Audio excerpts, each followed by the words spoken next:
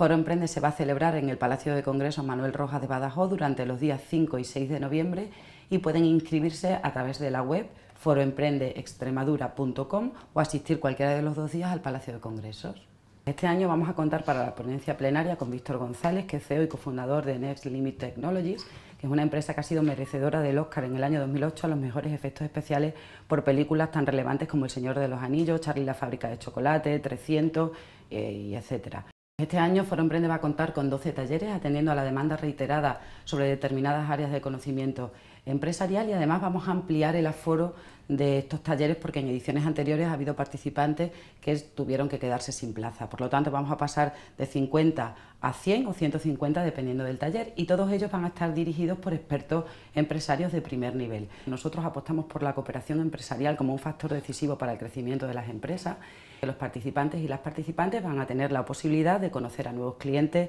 a nuevos proveedores, incluso detectar nuevas oportunidades de negocio. El año pasado pasaron por Foro Emprende alrededor de 1.500 personas, muchas de las cuales tuvieron la oportunidad de participar en muchas de las múltiples actividades que se ofrecían, de asesorarse, de formarse o de hacer networking. Un programa completo lleno de actividades, recogiendo el testigo de lo que nos aportan los participantes y las participantes de ediciones anteriores y también el pulso que nosotros tomamos a todos los emprendedores y emprendedoras extremeños a través de los distintos programas que llevamos a cabo desde la Dirección General de Empresas para crear actividades que sean de su interés.